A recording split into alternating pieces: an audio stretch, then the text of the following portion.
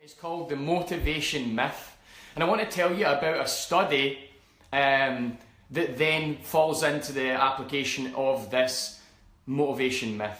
Okay, so there was a study a few years back, and they took groups of people and they put them under fMRIs, functional magnetic resonance imaging. Basically, it's a scientific piece of equipment that scans the brain for blood flow and are able to then make inferences about what's going on in the brain and understand the person, the being and the behaviour more precisely. So they took this group of people and they started looking at their brains. And they looked at their brains when they were anticipating doing something that they knew they had to do. So they had an act or a goal that they had to achieve, but they were putting it off. And that anticipation actually created neurotension. At least that's what the scientists call it, neurotension. You and I might understand it better as stress, as dis-ease or discomfort in the body. Essentially, the brain creates all this chaos, this mind mess, this cortisol and these stress hormones when we anticipate doing an act, but we procrastinate, we put it off. However, what they found was that by continually looking and analysing at these persons' brains, these participants' brains, when they actually broke that anticipation and just acted, just engaged and just followed through in the thing they needed to do, what happened? Well, the brain went from this chaotic head mess, cortisol, anxious state to a state of homeostasis, a state of balance. Homeostasis means balance.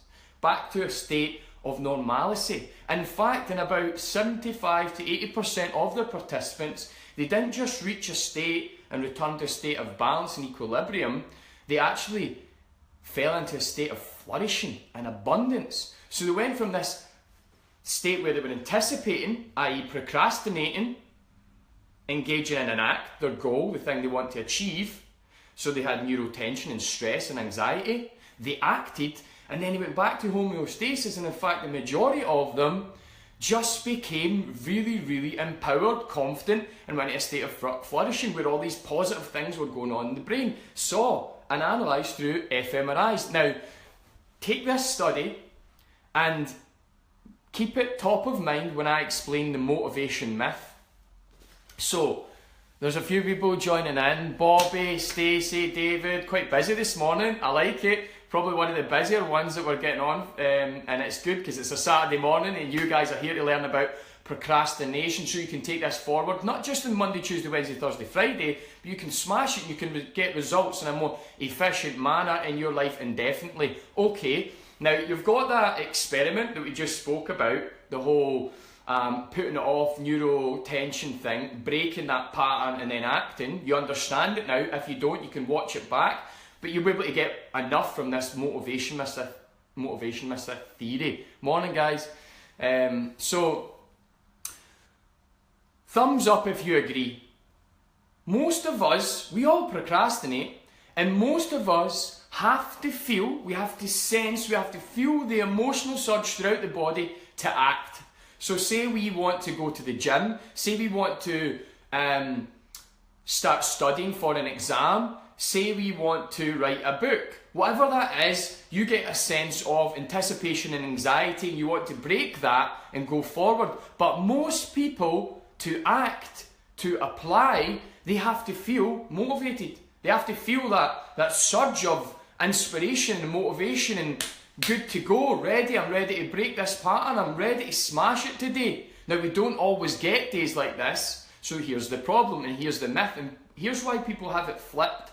So, everyone's thumbing up, everyone agrees, we all need to feel motivation before we act. But science shows us, according to the fMRI study, and many other theories in psychology, that we all have our shit twisted. We've all got it twisted. We think that the feeling has to come before the behaviour, when in fact it's the behaviour before the feeling. I'll say that again. Most people, to engage, take action and do, they think they have to feel, i.e. the emotions and sensations, they think that the feeling comes before the behaviour, the action. When really, in doing and engaging and applying, i.e. the behaviour, that then triggers the motivation. That is what happened in the fMRI study. And I find that the more action I take, the more I break that mental paradigm, that framework in my head that says you need to feel motivated before you can go and do this, Ross. The more I break that and say, no, the act, the behaviour comes first, Ross. Just do it. Just go forward with that intention. The more you do it, the more you change that framework, that mindset, that mentality, then you reference your brain to take more action. It becomes your default mode, and you truly then embody and understand the motivation myth, and you work it to your advantage. Okay, so that was tip number 1. I hope you guys are enjoying that. Just remember, it's the behaviour before the feeling, not the feeling before the behaviour.